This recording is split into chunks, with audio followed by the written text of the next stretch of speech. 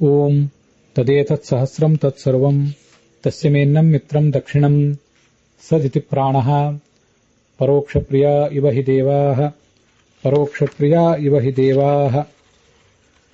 ಶ್ರೀ ಗುರುಭ್ಯೋ ನಮಃ. ಮಹಾಭಾರತ ಪ್ರವಚನ ಸರಣಿಯಲ್ಲಿ ಇವತ್ತು ನಾವು ನೋಡಬೇಕಾದಂಥದ್ದು 282ನೇ ಭಾಗ. ಇದರಲ್ಲಿ ಈಶ್ವರ ಶಬ್ದದ ನಿರ್ವಚನವನ್ನು ನಾವು ನೋಡಬೇಕಾಗಿದೆ. ಅದರ ಜೊತೆಗೆ ಆ ಮಂತ್ರದ ಅರ್ಥವನ್ನು, ಆ ನಾಮದ ಅರ್ಥವನ್ನು ವಿವರಿಸುವಂಥ ಅಧಾಮನ್ಯೆ ಬೃಹದ ಸೂರ್ಯಮಸ್ಯ ಅನ್ನುವಂಥ 33ನೇ ಬೃಹತಿ ಮಂತ್ರದ ಅರ್ಥವನ್ನು ಕೂಡ ನೋಡಬೇಕಾಗಿದೆ.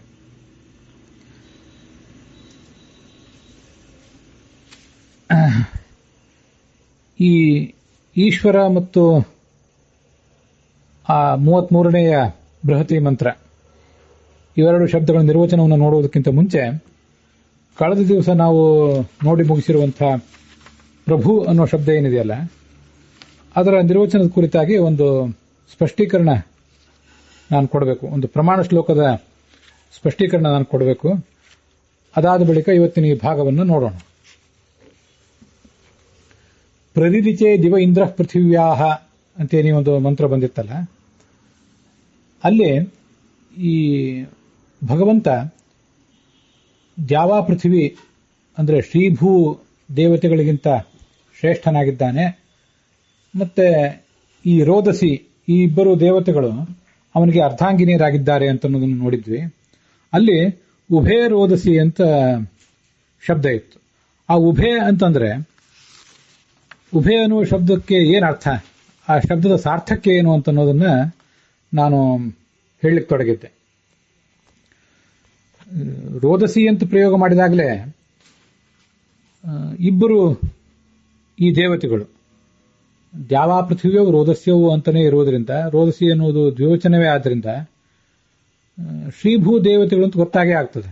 ಮತ್ತೆ ಉಭಯ ಅಂತ ಯಾಕೆ ಹೇಳಬೇಕು ಅಂತ ಪ್ರಶ್ನೆ ಬಂದಾಗ ಆ ಭಾಗವತ ತಾತ್ಪರ್ಯದ ಯತ್ರೋಭಯೋಹೋ ಸಶಬ್ದ ಸ್ಯಾತ್ ಅನ್ನುವಂಥ ಒಂದು ಪ್ರಮಾಣ ಶ್ಲೋಕವನ್ನು ಅಲ್ಲಿ ತೋರಿಸಿದ್ದೆ.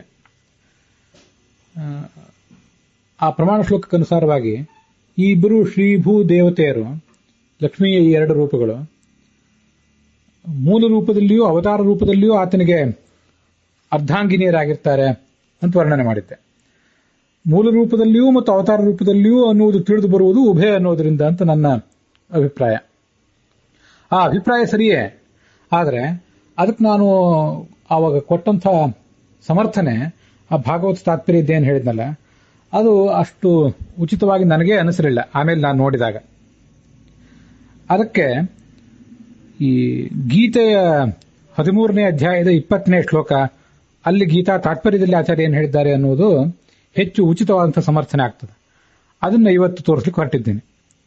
ಪ್ರಕೃತಿಂ ಪುರುಷಂ ಚೇವ ವಿದ್ಯನಾದಿ ಉಭಾವಪಿ ಅಂತ ಪ್ರಕೃತಿ ಮತ್ತು ಪುರುಷರನ್ನ ಇಬ್ಬರನ್ನು ನೀನು ಅನಾದಿ ಎಂದು ತಿಳಿ ಅಂತ ಭಗವಂತ ಅರ್ಜುನನಿಗೆ ಹೇಳ್ತಾನೆ. ಆ ಒಂದು ಪ್ರಸಂಗದಲ್ಲಿ ಪ್ರಕೃತಿಂ ಪುರುಷಂ ಚೈವ, ಪ್ರಕೃತಿ ಮತ್ತು ಪುರುಷ ಇವರಿಬ್ಬರು ಕೂಡ ಅನಾದಿ, ವಿಧಿ ಅನಾದಿ, ಇವರಿಬ್ಬರು ಅನಾದಿಗಳಾಗಿದ್ದಾರೆ ಅಂತ ದ್ವಿವಚನ ಇದೆ. ಅನಾದಿ ಅನಾದಿ ಅನಾದಯ ಅಂತೇಳಿ ಅನಾದಿ ಅನ್ನೋದು ದ್ವಿವಚನ. ಮತ್ತೆ ಉಭವ್ ಅನ್ನೋ ಶಬ್ದ ಯಾಕೆ? ಹೀಗೊಂದು ಪ್ರಶ್ನೆ ಬಂದಾಗ ಪ್ರಕೃತಿಂ ಪುರುಷಂ ಚ ಇತ್ಯತ್ರ ಪುರುಷ ಶಬ್ದೇನ ಜೀವ ಪರಯೋಹ, ಪ್ರಕೃತಿ ಶಬ್ದೇನ ಚೇತನಾಚೇತನ ಪ್ರಕೃತ್ಯೋಹ ಸ್ವೀಕಾರಾಯ ಉಭಾವಿತಿ ಅಂತ ಗೀತಾ ತಾತ್ಪರ್ಯದಲ್ಲಿ ಆಚಾರ್ಯ ಹೇಳಿದ್ದಾರೆ. ಅಲ್ಲಿ ಪುರುಷ ಅಂತ ಒಂದೇ ಶಬ್ದ ಪ್ರಯೋಗ ಮಾಡಿದ್ದಾರಲ್ಲ, ಪುರುಷ ಅಂದ್ರೆ ಯಾರು? ಒಬ್ಬ ಪುರುಷ. ಪ್ರಕೃತಿ ಅಂದ್ರೆ ಯಾರು? ಒಬ್ಬ ಪ್ರಕೃತಿ. ಇವರಿಬ್ಬರನ್ನು ಅನಾದಿ ಅಂತ ತಿಳಿ. ಪುರುಷ ಅಂದ್ರೆ ಯಾರು, ಪ್ರಕೃತಿ ಅಂದ್ರೆ ಯಾರು ಅಂತ ಸ್ಪಷ್ಟ ಆಗ್ಲಿಲ್ಲಲ್ಲ. ಪ್ರಕೃತಿ ಅಂತಂದ್ರೆ ಪರಮಾತ್ಮ, ಪ್ರಕೃತಿ ಅಂದ್ರೆ ಲಕ್ಷ್ಮೀದೇವಿ, ಪುರುಷ ಅಂದ್ರೆ ಪರಮಾತ್ಮ. ಇವರಿಬ್ಬರು ಕೂಡ ಅನಾದಿಗಳಾಗಿದ್ದಾರೆ ಅಂತ ತಿಳ್ಕೊ ಅಂತ ಅರ್ಥ ಆಗಿಬಿಡ್ಬೋದು. ಅಥವಾ ಪುರುಷ ಅಂದ್ರೆ ಒಟ್ಟಾರೆ ಜೀವ, ಪ್ರಕೃತಿ ಅಂದ್ರೆ ಈ ನಮ್ಮ ನಿಸರ್ಗ, ಎಲ್ಲ ಸೃಷ್ಟಿಗೆ ಕಾರಣೀಭೂತವಾದಂಥ ಜಡವಾದ ಪ್ರಕೃತಿ. ಇವರಿಬ್ಬರು ಕೂಡ ಅನಾದಿಗಳು. ಆ ವಿಷಯ ಸರಿಯೇ, ಅಷ್ಟೇ ಅರ್ಥ ಆಗಿಬಿಡ್ಬೋದು. ಅದಕ್ಕಾಗಿ ಉಭಾವಪಿ ಅನ್ನೋ ಶಬ್ದ ಬಳಕೆ ಮಾಡಿದ್ದಾರೆ ಗೀತಾದಲ್ಲಿ. ಪುರುಷ ಅಂತ ಈ ಶಬ್ದದಿಂದ ಜೀವ ಪರಯೋಹ, ಇಬ್ಬರು ಎರಡು ರೀತಿಯಾದ ಪುರುಷರನ್ನು ತಗೊಳ್ಬೇಕು. ಪುರುಷ ಅಂತ ಏಕವಚನ ಇದ್ರೂ ಕೂಡ, ಪ್ರಕೃತಿ ಅಂತ ಏಕವಚನ ಇದ್ರೂ ಕೂಡ, ಉಭಾವಪಿ ಅಂತ ಮತ್ತೆ ದ್ವಿವಚನ ಇರೋದ್ರಿಂದ, ಪ್ರಕೃತಿ ಏಕವಚನ, ಪುರುಷ ಏಕವಚನ, ವಿಧಿ ಅನಾದಿ ಅನ್ನೋದು ದ್ವಿವಚನ. ಇಷ್ಟಿದ್ರೂ ಕೂಡ ಉಭಾವಪಿ ಅಂತ ಮತ್ತೆ ಇರೋದ್ರಿಂದ ಪುರುಷ ಶಬ್ದದಿಂದ ನಾವು ಎರಡು ರೀತಿಯಾದ ಪುರುಷರನ್ನು ತಗೊಳ್ಬೇಕು. ಒಬ್ಬ ಜೀವಾತ್ಮ ಮತ್ತೊಬ್ಬ ಪರಮಾತ್ಮ ತಗೊಳ್ಬೇಕು. ಪ್ರಕೃತಿ ಶಬ್ದದಿಂದಲೂ ಕೂಡ ಎರಡು ಪ್ರಕೃತಿಗಳನ್ನು ತಗೊಳ್ಬೇಕು. ಒಂದು ಚೇತನ ಪ್ರಕೃತಿ ಆದಂತಹ ಲಕ್ಷ್ಮಿ, ಮತ್ತೊಂದು ಅಚೇತನ ಪ್ರಕೃತಿ ಆದಂತಹ ಜಡ ಪ್ರಕೃತಿ. ಇವರಿಬ್ಬರನ್ನೂ ತಗೊಳ್ಬೇಕು. ಹೀಗೆ ಎರಡು ರೀತಿಯಾದ, ಎರಡು ವಿಧವಾದ ಪ್ರಕೃತಿಗಳು ಮತ್ತು ಎರಡು ವಿಧನಾದಂಥ ಪುರುಷ, ಜೀವಾತ್ಮ ಪರಮಾತ್ಮ ಎಂಬ ಪುರುಷ, ಅಚೇತನ ಪ್ರಕೃತಿ ಮತ್ತು ಚೇತನ ಪ್ರಕೃತಿ ಎಂಬ ಎರಡು ಪ್ರಕೃತಿಗಳು. ಇವೆರಡನ್ನೂ ಕೂಡ ಒಟ್ಟಾರೆ 4 ಸಂಗತಿಗಳನ್ನು ಅನಾದಿ ಅಂತ ತಿಳಿದುಕೋ ಅಂತ ಗೀತಾ ತಾತ್ಪರ್ಯದಲ್ಲಿ ಸ್ಪಷ್ಟಪಡಿಸಿದ್ದಾರೆ. ಅದನ್ನ ನಾವೀಗ ಪ್ರಕೃತದಲ್ಲಿ ತಗೊಳ್ಳೋಣ. ಈ ಉಭಯ ರೋದಸಿ ಅಂತ, ರೋದಸಿ ಅಂದ್ರೆ ಶ್ರೀದೇವಿಯೂ ಹೌದು ಭೂದೇವಿಯೂ ಹೌದು. ಉಭಯ ರೋದಸಿ ಅಂತಂದ್ರೆ ಮೂಲ ರೂಪದಲ್ಲಿರುವ ಶ್ರೀದೇವಿ ಮತ್ತು ಭೂದೇವಿ, ಹಾಗೆ ಅವತಾರ ರೂಪದಲ್ಲಿರುವಂತಹ ಶ್ರೀದೇವಿ ಮತ್ತು ಭೂದೇವಿ, ಇವರಿಬ್ಬರೂ ಕೂಡ ಅಂದ್ರೆ ಒಟ್ಟಾರೆ 4 ರೂಪಗಳು, ಲಕ್ಷ್ಮಿಯ ಈ 4 ರೂಪಗಳು 4 ಹಂತಗಳಲ್ಲೂ ಕೂಡ ಆಕೆ ಪರಮಾತ್ಮನಿಗೆ ಯಾವತ್ತೂ ಅರ್ಧಾಂಗಿನಿಯಾಗಿರ್ತಾಳೆ. ಇದು ನಮಗೆ ಅಲ್ಲಿ ಗೊತ್ತಾಗ್ತದೆ. ಇದೊಂದು ಸ್ಪಷ್ಟೀಕರಣ ನಾನು ಕೊಡಬೇಕಾಗಿತ್ತು. ರೋದಸಿ ಅಂತನ್ನುವಂಥದ್ದು ಬೇರೆ ಬೇರೆ ಕಡೆನೂ ಬಂದಿದೆ. ಪ್ರಕೃತಿಸ್ಸಾ ಪರಾಮಹ್ಯಂ ರೋದಸಿ ಲೋಕಧಾರಿಣಿ ಋತಾ ಸತ್ಯ ಅಮರ ಅಜಯ್ಯ ಲೋಕಾನಾಂ ಆತ್ಮಸಂಹಿತ ಅಂತ ಶಾಂತಿ ಪರ್ವದ 341ನೇ ಅಧ್ಯಾಯದ 14ನೇ ಶ್ಲೋಕ ಇದು. ಭಾಗವತ ತಾತ್ಪರ್ಯದ 11ನೇ ಸ್ಕಂದದ 7ನೇ ಅಧ್ಯಾಯದ 7ನೇ ಶ್ಲೋಕದಲ್ಲೂ ಕೂಡ 7ನೇ ಅಧ್ಯಾಯದ 7ನೇ ಶ್ಲೋಕದಲ್ಲಿ ಭಾಗವತ ತಾತ್ಪರ್ಯದಲ್ಲಿ ಆಚಾರ್ಯರನ್ನು ಉದ್ಧರಿಸಿದ್ದಾರೆ. ಇದು ಪರಾ ಪ್ರಕೃತಿ, ನನ್ನ ಪ್ರಕೃತಿ. ಇದು ಪರಮಾತ್ಮ ತನ್ನ ಪತ್ನಿ ಬಗ್ಗೆ ಹೇಳ್ಕೊಂಡದ್ದು. ರೋದಸಿ ಅಂತ ಇವಳಿಗೆ ಹೆಸರು. ಲೋಕಧಾರಿಣಿ, ಜಗತ್ತನ್ನೆಲ್ಲ ಈಕೆ ಧರಿಸಿದವಳು. ರಥ, ಯಥಾರ್ಥ ಜ್ಞಾನ ಸ್ವರೂಪಳು. ಮತ್ತೆ ಋತ ಅನ್ನೋ ಶಬ್ದಕ್ಕೆ ವೇದಗಳು ಅಂತನೂ ಅರ್ಥ ಇದೆ. ಆ ವೇದಗಳಿಗೆ ಈಕೆ ಅಭಿಮಾನಿನಿ. ಸತ್ಯ, ಮತ್ತೆ ಅವಳು ಈ ಯಥಾರ್ಥ ಕೃತಿಗೆ, ಋತ ಅಂದ್ರೆ ಯಥಾರ್ಥ ಜ್ಞಾನ, ಸತ್ಯ ಅಂದ್ರೆ ಯಥಾರ್ಥ ಜ್ಞಾನಪೂರ್ವಕವಾದಂಥ ಕೃತಿ, ಆ ಕೃತಿಗೂ ಕೂಡ ಅವಳು ಕಾರಣ. ಅಮರ, ನಾಶವಿಲ್ಲದವಳು. ಅಜಯ್ಯ, ಯಾರಿಗೂ ಸೋಲಿಸಲಿಕ್ಕೆ ಅಶಕ್ಯಳಾದವಳು. ಲೋಕಾನಾಂ ಆತ್ಮಸಂಹಿತ, ಎಲ್ಲ ಜೀವರಿಗೆ ಇವಳು ಬಿಂಬಳಾಗಿದ್ದಾಳೆ, ನಿಯಾಮಕಳಾಗಿದ್ದಾಳೆ. ಇವಳಿಗೆ ಪರಮಾತ್ಮ ನಿಯಾಮಕನಾಗಿದ್ದಾನೆ ಅನ್ನೋದು ಮುಂದಿನ ವಿಷಯ. ಇದು ಮಹಾಭಾರತದ ಶ್ಲೋಕ. ಅಲ್ಲಿಯೂ ಕೂಡ ರೋದಸಿ ಅಂತ ಶಬ್ದ ಪ್ರಯೋಗ ಮಾಡಿದ್ದಾರೆ. ಆ ರೋದಸಿ ಎಂಬ ಶಬ್ದಕ್ಕೆ ಕಳೆದ ದಿವಸ ನಾನು ನಿರ್ವಚನ ಹೇಳಿದ್ದೆ. ಆ ನಿರ್ವಚನ ಒಂದೊಂದು ಶ್ಲೋಕದಲ್ಲಿ ಸಂಗ್ರಹ ಮಾಡಿ ನನ್ನ ವೈಯಕ್ತಿಕ ಅನುಸಂಧಾನಕ್ಕಾಗಿ ಬಳಸಿಕೊಂಡಿದ್ದೇನೆ. ಆ ಶ್ಲೋಕವನ್ನು ಕೂಡ ಇಲ್ಲಿ ಹೇಳ್ತೇನೆ. ಯಾರಿಗಾದರೂ ಬೇಕು ಅಂತ ಅನಿಸಿದವರು ಆ ಶ್ಲೋಕವನ್ನು ಕೂಡ ಸಂಗ್ರಹ ಮಾಡಿ ಇಟ್ಕೊಳ್ಬಹುದು. ಸತ್ವಾದಿಭಿರ್ಗುಣೈರ್ಬದ್ಧ್ವಾ ರೋದಯತ್ಯಖಿಲಂ ಜಗತ್ ಸರತೀದಂ ಚ ಪ್ರಕೃತಿ ರೋದಸೀತಿ ತತಸ್ಮೃತ ಅಂತ ಇದು ನನ್ನ ರಚನೆ, ನನ್ನ ವೈಯಕ್ತಿಕ ಅನುಸಂಧಾನಕ್ಕಾಗಿ ಮಾಡಿಕೊಂಡಿರುವಂತಹ ಶ್ಲೋಕ.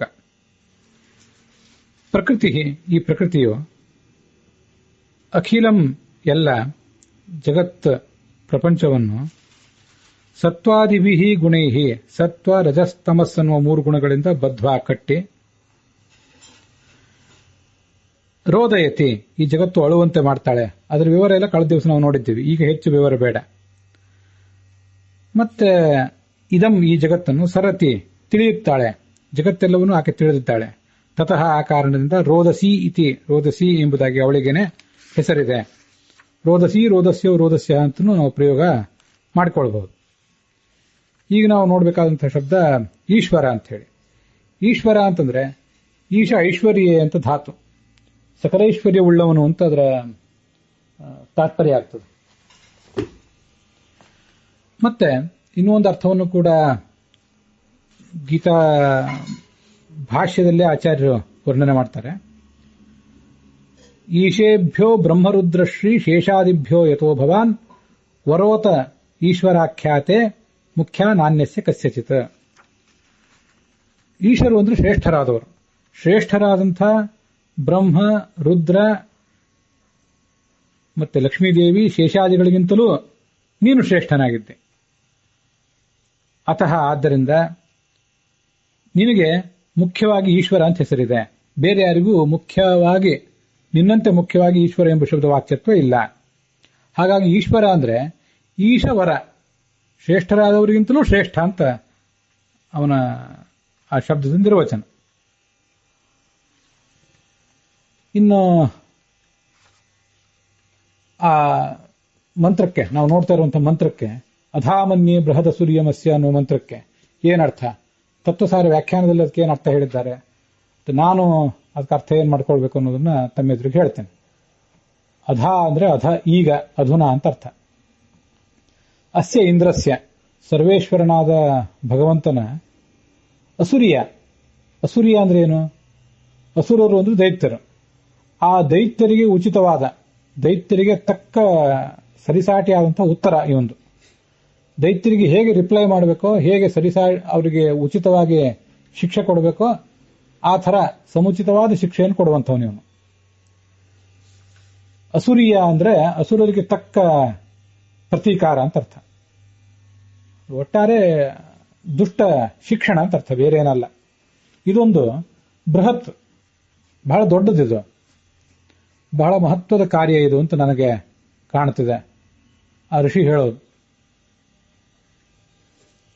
ಮತ್ತೆ ಈ ಇಂದ್ರ, ಇದು ಮುಂದಿನ ಪಾದದಲ್ಲಿ, ಇಂದ್ರ ಅಂದ್ರೆ ಸರ್ವೇಶ್ವರನಾದ ಭಗವಂತ, ಯಾನಿ ಕರ್ಮಾಣಿ ದಾಧಾರ, ಏನೇನು ಕರ್ಮಗಳನ್ನ ಅವನು ಮಾಡ್ತಾನೆ, ಇವೆಲ್ಲವೂ ಕರ್ಮಗಳು ಕೂಡ, ಈ ಕರ್ಮಗಳನ್ನೆಲ್ಲವನ್ನೂ ಕೂಡ ಯಾರು ಹಿಮ್ಮೆಟ್ಟಿಸ್ಲಿಕ್ಕೆ ಸಾಧ್ಯ? ಭಗವಂತ ಏನಾದರೂ ಕ್ರಿಯೆಯನ್ನು ತೋರಿಸಿದರೆ ಆ ಕ್ರಿಯೆಯನ್ನ ಮೀರಿ ಆ ಭಗವಂತನಿಗೆ ಆಗಲಿ, ಕ್ರಿಯೆಗಾಗಲಿ, ಅವನ ವ್ಯಾಪಾರಕ್ಕಾಗಲಿ, ಅವನ ಲೀಲೆಗಾಗಲಿ ಬಾಧೆ ತಂದೊಡ್ಡುವುದು ಯಾರಿಗಾರು ಸಾಧ್ಯವೇನೋ? ನಕಿ ನಕಿ ಅಂತ ಶಬ್ದ ಇದೆ, ಯಾರಿಗೂ ಸಾಧ್ಯ ಇಲ್ಲ ಅಂತ ಅರ್ಥ. ಪ್ರತಿಕ್ರಿಯಾನೇ ಇವನಿಗಿಲ್ಲ. ಭಗವಂತನ ಎಲ್ಲಾ ಕರ್ಮಗಳು ಕೂಡ ಅಮೋಘವಾಗಿವೆ ಅಂತ ಅರ್ಥ. ಹೀಗೆ ಸರ್ವೇಶ್ವರನಾದಂಥ ಭಗವಂತ ಇವನೊಬ್ಬನೇ ಅನ್ನುವ ಅರ್ಥ ಈ ವೇದ ಮಂತ್ರದಲ್ಲಿ ಕಾಣುತ್ತದೆ. ಆದ್ರಿಂದ ಈಶ್ವರ ಅನ್ನೋ ಶಬ್ದದ ನಿರ್ವಚನ ರೂಪವಾಗಿದೆ ಈ ಮಂತ್ರ. ನಾವಿದಕ್ಕೆ ಏನರ್ಥ ಮಾಡಬೇಕು? ಹೀಗೆ ಅರ್ಥ ನಾನು ಕೂಡ ಮಾಡ್ಕೊಂಡಿದ್ದೀನಿ. ಸ್ವಲ್ಪ ನನಗೆ ಇದಕ್ಕೆ ಸಂಬಂಧಪಟ್ಟಂತೆ ಬದಲಾವಣೆ ಇದೆ ಅಷ್ಟೇ. ನನ್ನ ಭಾವಾರ್ಥ ಏನು?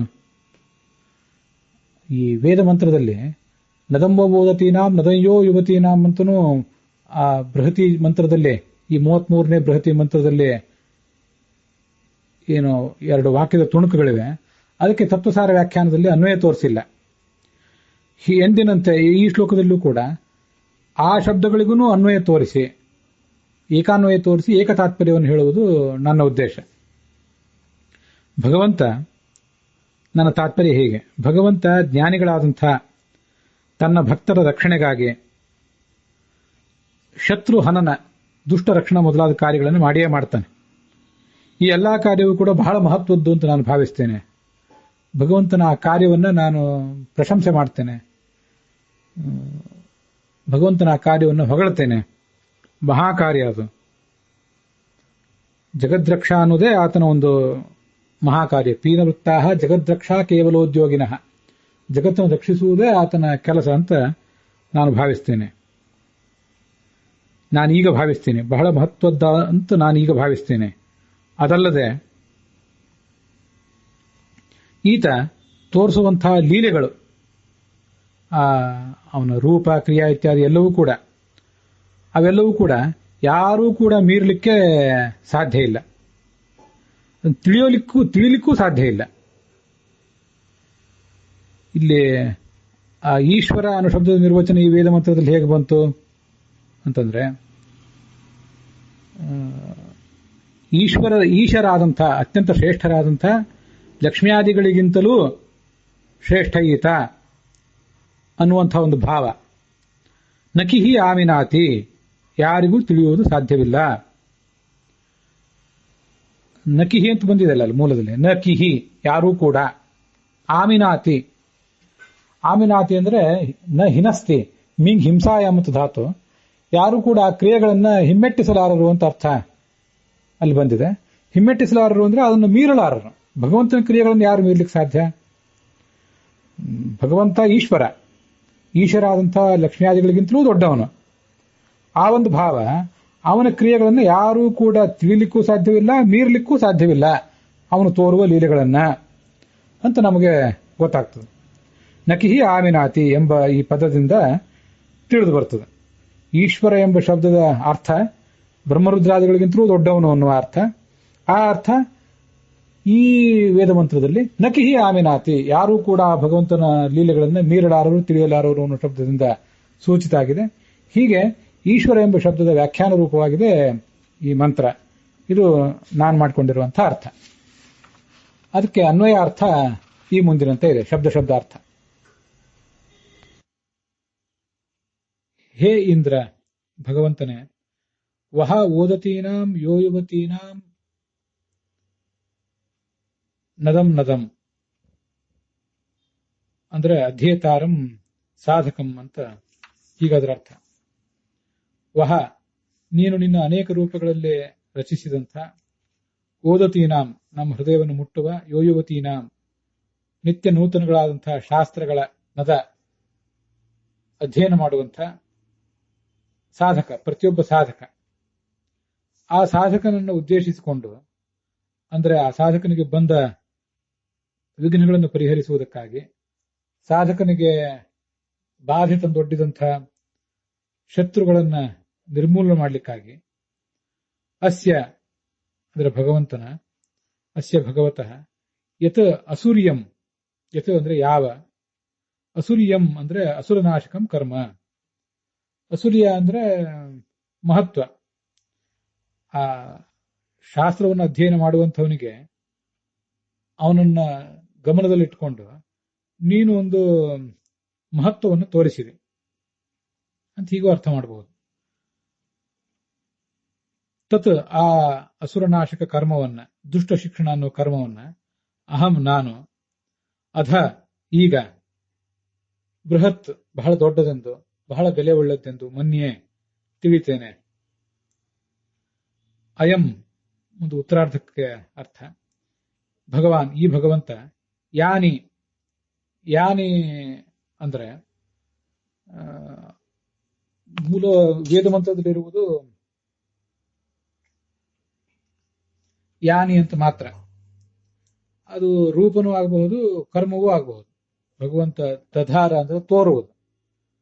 ಭಗವಂತ ತೋರಿಸಿದ್ದು ಆತನ ರೂಪಗಳು ಮತ್ತೆ ಆತನ ಕರ್ಮಗಳು ಕೂಡ ಒಟ್ಟಾರೆ ಲೀಲೆಗಳು. ನಕಿಹಿ, ನಕೋಪಿ ಯಾರೂ ಕೂಡ, ನಕಶ್ಚಿದಪಿ ಆ ಮಿನಾತಿ ಅದನ್ನು ಬಾಧಿಸಲಾರ. ಭಗವಂತನ ರೂಪಗಳಿಗೆ ಬಾಧೆ ತಂದೊಡ್ಡಲಾರ, ಭಗವಂತನ ಕಾರ್ಯಗಳಿಗೆ ತಡೆಯೊಡ್ಡಲಾರ. ಮತ್ತೆ ಅತಿಕ್ರಾಮತಿ ಚ, ಇದು ಒಂದು ಅರ್ಥ ನಾನು ಮಾಡ್ಕೊಂಡಿದ್ದೇನೆ. ಮೂಲ ಮಂತ್ರದಲ್ಲಿ ತತ್ವಸಾರ ವ್ಯಾಖ್ಯಾನಕಾರರು ಮೀಂಗ್ ಹಿಂಸಾಯಾಮ್ ಅಂತ ಧಾತು ಇದೆ, ತೊಂದರೆ ಕೊಡೋದು ಅಂತ. ಭಗವಂತನ ಕ್ರಿಯೆಗಳಿಗೆ ಬಾಧೆ ತಂದೊಡ್ಡುವುದು ಅಥವಾ ಅತಿಕ್ರಾಮತೆ, ಮೀರುವುದು ಅಂತ ಕೂಡ ಈಗ ಒಂದು ಅರ್ಥವನ್ನ ನಾನು ಮಾಡ್ಕೊಂಡಿದ್ದೇನೆ. ಈಷ್ಟೇ ಇತಿ ಈಶ್ವರ, ಒಟ್ಟಾರೆ ತಾತ್ಪರ್ಯ ಏನಾಯ್ತು, ಅದು ಹೇಗೆ ಈಶ್ವರ ಎಂಬ ಶಬ್ದದ ಅರ್ಥ ಈ ವೇದ ಮಂತ್ರದಲ್ಲಿ ಬರ್ತದೆ ಅಂದ್ರೆ, ಈಷ್ಟೇ ಇತಿ ಈಶ್ವರ. ಈಷ್ಟೇ ಅಂದ್ರೆ ಸರ್ವ ಸಮರ್ಥನಾದವನು, ಈಶ ಐಶ್ವರ್ಯ ಅಂತ ಧಾತು. ಆ ಶಬ್ದ ಅಸುರ್ಯಂ, ಅಸುರ್ಯಂ ಅಂದ್ರೆ ಅಸುರನಾಶಕವಾದಂತಹ ಕರ್ಮ ಅಥವಾ ಮಹತ್ವ. ಅಸುರರು ಅಂತಂದ್ರೆ ಅಸುರ್ಯಾಣಿ ಅಂತ ಹಿಂದೆ ಒಂದು ಶಬ್ದ ಬಂದಿತ್ತು. ಅಸುರ್ಯ ಅನ್ನೋ ಶಬ್ದಕ್ಕೆ ಡಿವಿನಿಟಿ, ದೈವಿಕತೆ ಅಂತ ಅರ್ಥವನ್ನು ಕೂಡ ಹೇಳ್ತಾರೆ. ಅಂತ ಒಂದು ಅರ್ಥನೂ ಬರ್ತದೆ ಅದಕ್ಕೆ. ಹಾಗಾಗಿ ಒಟ್ಟಾರೆ ಮಹತ್ವ, ಅಸುರ್ಯ ಅನ್ನೋ ಶಬ್ದಕ್ಕೆ ದುಷ್ಟನಾಶಕ ಕರ್ಮ ಅಂತ ಅರ್ಥ, ಮಹತ್ವ ಅಂತ ಅರ್ಥ, ಇವೆರಡೂ ಇದೆ. ಅದು ಆ ಈಶ್ವರ ಅನ್ನೋ ಶಬ್ದದಿಂದ ನಮ್ಗೆ ಸಿಕ್ಕೇ ಸಿಗ್ತದೆ. ಎಲ್ಲ ಈಶ್ವರ ಅಂದ್ರೆ ಎಲ್ಲಾ ಕರ್ಮಗಳನ್ನು ಮಾಡಬಲ್ಲಂತಹ ಶಕ್ತಿ ಇರುವಂಥವನು ಆತ ಈಶ್ವರ. ಶತ್ರು ದುಷ್ಟ ಶಿಕ್ಷಣವನ್ನು ಮಾಡಬಲ್ಲ, ಶಿಷ್ಟ ರಕ್ಷಣವನ್ನು ಮಾಡಬಲ್ಲ. ಮತ್ತೆ ಅನೇಕ ಮಹತ್ವದ ಲೀಲೆಗಳನ್ನು ಕೂಡ ತೋರಿಸಬಲ್ಲ. ಇದು ಅಸುರ್ಯಂ ಬೃಹತ್ ಎಂಬ ಶಬ್ದದಿಂದ ಈಶ್ವರ ಅನ್ನೋ ಶಬ್ದದ ಅರ್ಥವೂ ಸಿಗ್ತದೆ. ಹಾಗೇನೆ ಗೀತಾ ಭಾಷ್ಯ 4ನೇ ಅಧ್ಯಾಯ 6ನೇ ಶ್ಲೋಕದಲ್ಲಿ ಈಶೇಭ್ಯೋ ಬ್ರಹ್ಮರುದ್ರ ಶ್ರೀ ಶೇಷಾದಿಭ್ಯೋ ಯಥೋ ಭವಾನ್ ವರೋತ ಈಶ್ವರಾಖ್ಯಾತೆ ಮುಖ್ಯ ನಾಣ್ಯಸ್ಯ ಕಸ್ಯಚಿತ್ ಅಂತ ಒಂದು ಬ್ರಹ್ಮವೈವರ್ತ ಪುರಾಣ ಇದ್ದಿರ್ಬೇಕದು. ಅದರ ಶ್ಲೋಕವನ್ನು ಕೂಡ ಉದ್ಧರಿಸ್ತಾರೆ. ಈಶ್ವರ ಅಂತ ನಾವೀಗ 3 ಅಕ್ಷರದ ಶಬ್ದ ಪ್ರಯೋಗ ಮಾಡ್ತೇವೆ. ವಾಸ್ತವಿಕವಾಗಿ ಅದು 4 ಅಕ್ಷರದ ಶಬ್ದ. ಈಶ ವರ. ಈಶರು ಅಂತಂದ್ರೆ ಶ್ರೇಷ್ಠರಾದಂಥ ಲಕ್ಷ್ಮೀ ಚತುರ್ಮುಖ ಮೊದಲಾದವರು. ಅವರಿಗಿಂತ ವರ, ಅವರನ್ನು ಮೀರಿಸಿದವನು ಅಂತ ಅರ್ಥ ಅದಕ್ಕೆ. ಈಶೇಭ್ಯೋ ಬ್ರಹ್ಮರುದ್ರ ಶ್ರೀ ಲಕ್ಷ್ಮಿ ಶೇಷಾದಿಗಳಿಗಿಂತ ಯತಃ ಯಾವ ಕಾರಣದಿಂದ ಭವಾನ್ ನೀನು ವರಹ ಶ್ರೇಷ್ಠನಾಗಿದ್ದೆ, ಅತಃ ಆದ್ದರಿಂದ ತೇ ನಿನಗೆ ಮುಖ್ಯ ಈಶ್ವರಾಖ್ಯ ಮುಖ್ಯವಾಗಿ ಈಶ್ವರ ಎಂಬ ಹೆಸರು ನಿನಗೆ ಸಲ್ಲುವಂಥದ್ದು. ನಾ ಅನ್ಯಸ್ಯ ಕಸ್ಯಚಿತ್ ಬೇರೆ ಯಾರಿಗೂ ಆ ಹೆಸರು ಸಲ್ಲುವುದಿಲ್ಲ ಅಂತ ಅದರ ತಾತ್ಪರ್ಯ. ಈ ಒಂದು ಪ್ರಮಾಣ ಇರುವುದರಿಂದ ಲಕ್ಷ್ಮ್ಯಾದಿಗಳಿಗಿಂತಲೂ ಶ್ರೇಷ್ಠರಾದ ಲಕ್ಷ್ಮ್ಯಾದಿಗಳಿಗಿಂತಲೂ ವರ ಅವನೇ ಈಶ್ವರ. ಈ ಒಂದು ಅರ್ಥ. ನಕಿಹಿ ಆಮಿನಾತಿ ಇದು ನಂದು ವ್ಯಾಖ್ಯಾನ. ಇದು ಒಂದು ಸೇರಿಸ್ಕೊಳ್ಳೋಣ ಅಂತ ಹೇಳಿ. ಬರೇ ಅಸುರ್ಯಂ ಬೃಹತ್ ಎಂಬ ಶಬ್ದದಿಂದ ಮಾತ್ರ ತಿಳಿದು ಬರುವುದಲ್ಲ. ನಕಿಹಿ ಆಮಿನಾತಿ ಯಾವ ವ್ಯಕ್ತಿಯು ಲಕ್ಷ್ಮೀದೇವಿ ಚತುರ್ಮುಖ ಮೊದಲಾದ ಯಾವ ವ್ಯಕ್ತಿಯೂ ಕೂಡ ನಿನ್ನ ಲೀಲೆಗಳನ್ನ ಮೀರುವುದು ಸಾಧ್ಯ ಇಲ್ಲ. ಯಾಕಂದ್ರೆ ನೀನೇ ಅವರೆಲ್ಲರನ್ನೂ ಮೀರಿ ನಿಂತವನಾಗಿದ್ದೆ. ಹೀಗೆ ಆಮಿನಾತಿ ಅಂದ್ರೆ ತತ್ವಸಾರ ವ್ಯಾಖ್ಯಾನದಲ್ಲಿ ಅದನ್ನ ಬಾಧಿಸಲಾರ ಅಂತ ಅರ್ಥ ಹೇಳಿದ್ದಾರೆ. ನಾವು ಆಮಿನಾತಿ ಅಂತಂದ್ರೆ ಅದನ್ನು ಮೀರ್ಲಿಕ್ಕೂ ಸಾಧ್ಯ ಇಲ್ಲ ಅನ್ನೋ ಒಂದು ತಾತ್ಪರ್ಯವನ್ನು ಕೂಡ ನಾನು ಇಟ್ಕೊಂಡಿದ್ದೇನೆ. ಹೀಗಿದು ಒಟ್ಟಾರೆ ಈಶ್ವರ ಎಂಬ ಶಬ್ದದ ಒಂದು ನಿರ್ವಚನ. ಅದು ಈ ವೇದ ವಾಕ್ಯದಲ್ಲಿ ನಮ್ಗೆ ಹೀಗೆ ಕಂಡು ಬಂದಿದೆ. ಇನ್ನು ಮುಂದೆ ಈ ಶಬ್ದಗಳಿಗೆ ಬೇರೆ ಬೇರೆ ಮೂಲಗಳಲ್ಲಿ ಏನೇನು ಅರ್ಥ ಕಂಡು ಬಂದಿದೆ, ವಿಷ್ಣು ಸಹಸ್ರನಾಮದ ಈ ಶಬ್ದಕ್ಕೆ ಏನು ಶಬ್ದ ಅರ್ಥ ಕಂಡು ಬಂದಿದೆ. ಈಷ್ಟೇ ಇತಿ ಈಶ್ವರ, ಗೋವಿಂದಾಚಾರ್ಯ ಬರೆದಿರೋ ಅರ್ಥ. ಈಶ್ವರ ಅಂತ ಬ್ರಹ್ಮಾದಿಗಳಿಗೂ ವರ ಅಂತ ಅರ್ಥ ಬರೆದಿದ್ದಾರೆ. ಈಶಾ ಅಂದ್ರೆ ಜಗದೀಶಳಾದಂತಹ ಲಕ್ಷ್ಮೀದೇವಿ, ಅವಳ ವರ. ಹಿಂದೆ ಚತುರ್ಮುಖಾದಿಗಳಿಗೆ ಇವನು ಶ್ರೇಷ್ಠ ಅಂತ ಅರ್ಥ ಅಷ್ಟೇ. ಇಲ್ಲಿ ವರ ಅಂದ್ರೆ ಅವಳ ಗಂಡ ಅಂತ ಅರ್ಥ. ವರ ಅಂದ್ರೆ ಭರ್ತ. ಈಷ್ಟೇ ವಾತಿ ರಮತೇಚ. ಈಷ್ಟೇ ಅಂದ್ರೆ ಎಲ್ಲರನ್ನು ಆಳಬಲ್ಲವನು, ವಾತಿ ಅಂದ್ರೆ ಎಲ್ಲವನ್ನು ತಿಳಿಯಬಲ್ಲವನು, ರಮತೆ ಅಂದ್ರೆ ಸುಖ ಸ್ವರೂಪನೂ ಆಗಿದ್ದಾನೆ. ಇನ್ನು ಮುಂದೆ 74ನೇ ನಾಮ ಮತ್ತೊಂದು ಕಡೆ ಈಶ್ವರ ಅಂತ ಬರುವುದಿದೆ. ಅಲ್ಲಿ ಇನ್ನು ಹೆಚ್ಚಿನ ಅರ್ಥಗಳನ್ನ ನಾವು ಗಮನಿಸಿ ನೋಡೋಣ. ಮುಂದೆ ಮತ್ತು ಕೆಲವು ಪ್ರಮಾಣ ಶ್ಲೋಕಗಳನ್ನು ನಾವು ಗಮನಿಸಬೇಕು ಈ ಈಶ್ವರ ಎಂಬ ಶಬ್ದದ ಕುರಿತಾಗಿ. ಸಮರ್ಥ ಈಶ ಇತ್ಯುಕ್ತ ತದ್ವರತ್ವಾತ್ ತ್ವಮೀಶ್ವರ. ಇದು ಗೀತಾ ಭಾಷ್ಯ 4ನೇ ಅಧ್ಯಾಯ 6ನೇ ಶ್ಲೋಕದಲ್ಲಿ ಅಲ್ಲಿ ಒಂದು ಕಡೆ ಹೀಗೆ ಕಂಡು ಬರ್ತದೆ. 2 ಶ್ಲೋಕ ಅಲ್ಲಿದೆ ಒಟ್ಟು. ಗೀತಾ ಭಾಷ್ಯ 4ನೇ ಅಧ್ಯಾಯದ್ದು 6ನೇ ಶ್ಲೋಕದಲ್ಲಿ ಅಜೋಪಿ ಸನ್ ಅವ್ಯಯಾತ್ಮ ಭೂತಾನಾಂ ಈಶ್ವರೋಪಿ ಸನ್ ಪ್ರಕೃತಿಂ ಸ್ವಾಮಧಿಷ್ಠಾಯ ಸಂಭವಾಮ್ಯಾತ್ಮಮಾಯಯ. ನಾನು ಅಜ, ಹೌದು, ಉತ್ಪತ್ತಿ ಇಲ್ಲದವನು, ಹುಟ್ಟಿಲ್ಲದವನು, ಎಲ್ಲ ಪ್ರಾಣಿಗಳಿಗೂ ಒಡೆಯನೂ ನಾನು ಹೌದು. ಆದರೂ ನನ್ನ ಪ್ರಕೃತಿ ಅಂದ್ರೆ ನನ್ನ ಇಚ್ಛಾ, ನನ್ನ ಪ್ರಕೃತಿ ಅಂದ್ರೆ ನನ್ನ ಪತ್ನಿ ಅಂತ ಲಕ್ಷ್ಮೀದೇವಿ, ಇವರನ್ನ ಅವಲಂಬಿಸಿ ನನ್ನ ಪ್ರಕೃತಿಯನ್ನ ನನ್ನ ಸಹಾಯಕಿಯನ್ನಾಗಿ ಮಾಡಿಕೊಂಡು ನಾನು ಈ ಜಗತ್ತಿನಲ್ಲಿ ಹುಟ್ಟಿ ಬರ್ತೇನೆ ಅಂತ ಅಲ್ಲಿ ಈಶ್ವರ ಶಬ್ದ ಇದೆ. ಈಶ ಅಂದ್ರೆ ಸಮರ್ಥ ಅಂತ ಅರ್ಥ. ಅವರಿಗಿಂತಲೂ ಈತ ಶ್ರೇಷ್ಠನಾದ್ರಿಂದ ಈತನನ್ನೇ ಈಶ್ವರ ಅಂತ ವರ್ಣನೆ ಮಾಡ್ತಾರೆ. ಅಂತಸ್ಥ ಪುರುಷೋ ನಾಮ ಜ್ಞಾನದ ಸರ್ವದೇಹಿನ ಬಹಿಸ್ಥ ಈಶ್ವರೋ ನಾಮ ಜ್ಞಾನಾದಿ ಫಲದೋಹರಿ ಅಂತ ಮತ್ಸ್ಯ ಪುರಾಣದ ಒಂದು ಮಾತು.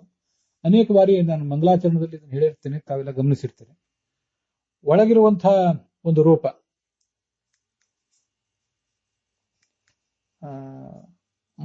ಒಳಗೆ ಈತ ಮತ್ಸ್ಯ ರೂಪದಿಂದ ಇದ್ದಾನೆ. ಅಂತಸ್ಥಃ ಪುರುಷೋ ನಾಮ, ಒಳಗೆ ಪುರುಷ ಎಂಬ ರೂಪದಿಂದ ಈತ ಇದ್ದಾನೆ ಭಗವಂತ, ಜ್ಞಾನ ಕೊಡ್ತಾನೆ. ಮತ್ತೆ ಹೊರಗೆ ಈಶ್ವರ ಎಂಬ ರೂಪದಿಂದ ಇದ್ದು ಆ ಜ್ಞಾನದ ಫಲವನ್ನು ಕೂಡ ಕೊಡ್ತಾನೆ ಅಂತ ಅಲ್ಲಿ ಬಂದಿರುವಂತಹ ಒಂದು ಮಾತಿದೆ.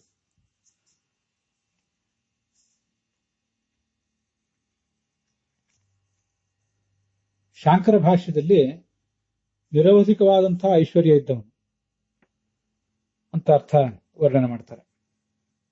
ಏಷ ಸರ್ವೇಶ್ವರ, ಏಷ ಸರ್ವಸ್ಯ ಈಶಾನಃ, ಏಷ ಸರ್ವೇಶ್ವರ ಇತ್ಯಾದಿ ಮಾಂಡೂಕೋಪನಿಷತ್ನಲ್ಲಿ ಮತ್ತು ಬೃಹದಾರಣ್ಯಕ ಉಪನಿಷತ್ನಲ್ಲೂ ಕೂಡ ಒಂದು ವರ್ಣನೆ ಇದೆ.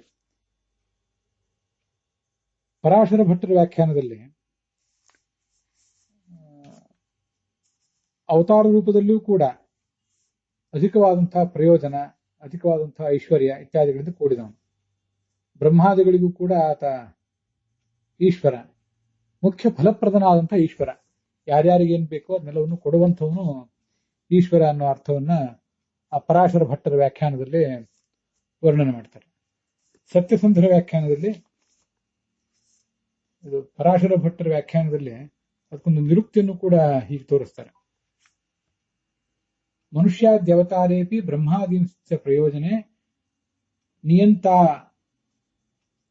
ದ್ವೀಶ್ವರ ಪ್ರೋಕ್ತಃ ಪ್ರಾಧಾನ್ಯ ಫಲದೋ ಮನುಹು. ಮನುಷ್ಯಾದಿ ಅವತಾರಗಳನ್ನು ಕೂಡ ಮಾಡಿದಾಗ ಬ್ರಹ್ಮಾದಿಗಳನ್ನ ಅವನು ಮೀರಿದವನು, ಚತುರ್ಮುಖ ಬ್ರಹ್ಮಾದಿಗಳನ್ನು ಮೀರಿದವನು. ಆ ಚತುರ್ಮುಖ ಬ್ರಹ್ಮಾದಿಗಳು ಕೊಡುವ ಪ್ರಯೋಜನಕ್ಕಿಂತ ಇನ್ನು ಹೆಚ್ಚಿನ ಅವ್ರು ಕೊಡುವಂತಹ ವರಗಳಿಗಿಂತ ಹೆಚ್ಚಿನ ವರವನ್ನು ಈತ ಕೊಡ್ತಾನೆ. ಅವನು ನಿಯಂತ, ಎಲ್ಲರಿಗೂ ಕೂಡ ನಿಯಾಮಕ, ಈಶ್ವರ ಅಂತ ಅವನಿಗೆ ಹೆಸರು. ಸತ್ಯಸುಂದರ ವ್ಯಾಖ್ಯಾನದಲ್ಲೂ ಕೂಡ ಈಶನ ಶೀಲತ್ವಾದ ಈಶ್ವರ, ಈಶನ ಮಾಡುವಂಥವನು, ಎಲ್ಲರನ್ನೂ ಆಳುವಂತ ಸ್ವಭಾವ ಇದ್ದವನು, ಈಶೇಭ್ಯೋ ವರಹ ಅಂತ ಹೀಗೆ ಅರ್ಥವನ್ನು ಹೇಳಿದ್ದಾರೆ. ಆ ಅರ್ಥಗಳನ್ನು ಹಿಂದೆ ನೋಡಿದ್ದೇವೆ. ಇದು ಹೀಗೆ ಈಶ್ವರ ಎಂಬ ಶಬ್ದದ ಅರ್ಥ ನಾವು ನೋಡುವಂಥದ್ದು. ಹಿಂದೆ ಬಂದಿರುವಂತಹ ಪ್ರಭು, ಪ್ರಭವ ಆಯಲ ಶಬ್ದಗಳಿಗೂ ಕೂಡ ಇದಕ್ಕೆ ಸಂಬಂಧ ಇದೆ. ಅಂಥ ಒಂದು ಈಶ್ವರ ಶಬ್ದದ ಅರ್ಥವನ್ನು ಇಲ್ಲಿ ನೋಡಿದ್ದೇವೆ. ಇಲ್ಲಿಗೆ ಇವತ್ತಿನ ಈ ಭಾಗ ಸಮಾಪ್ತಿಯನ್ನು ಕಾಣ್ತಾ ಇದೆ.